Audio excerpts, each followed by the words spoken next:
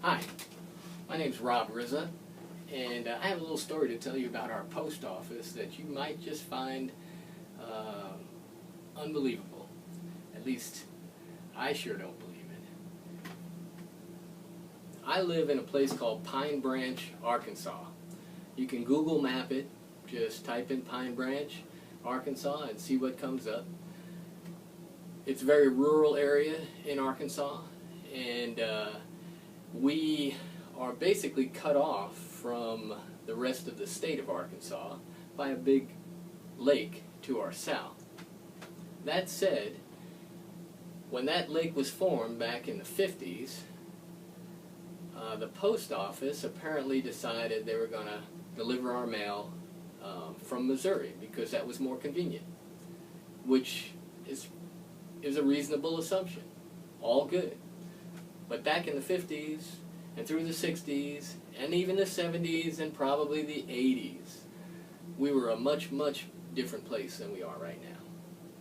Today, however, we live in a computer-centric, automated society where your address, as given to you by the US Post Office, is what is used by 99.99% of the businesses and entities and people in the United States and the world to locate you, okay? So if you have an incorrect address, then you may have some serious repercussions from that. In our case, we live in Arkansas, but myself and my neighbors have an address that says Theodosia, Missouri, 65761. And you say, well, that's probably not that big a deal. Well, it is a really big deal. It's a big deal because so many of the things that we need, so many of the products that you have and I expect I need to have, some of them required by law, they're all tied to that address. And in particular, they're tied to the state in which you live. For instance, I can't get car insurance, an Arkansas policy, unless I provide the insurance company with an Arkansas address.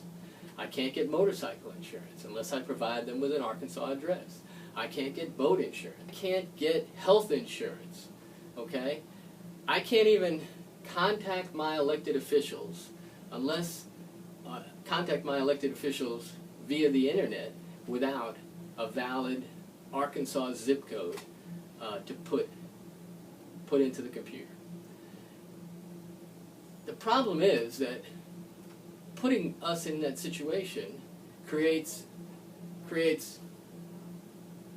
dishonest people from honest people.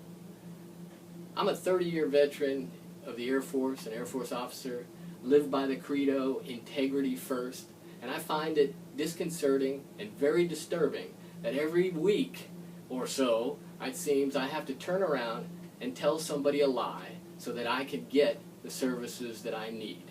I have to make up, fabricate an Arkansas address and zip code that can be used by their company so that I can get those products that I need. And it's more than just the gambit of insurance. This goes well beyond that into all aspects of your life. Get licenses, driver's license, professional licenses. My wife is a nurse. She had the hardest time getting her nursing license because those licenses, professional licenses, are normally tied to the state in which you live. And if you have no other address to provide other than an address that's in another state, then you're going to have problems. But nursing, doctor, professional engineers, anybody who's professionally licensed is probably going to have an issue with that problem. Taxes, another huge problem. We typically get, once a year, threatening letters from the state of Missouri because we haven't paid our state income tax.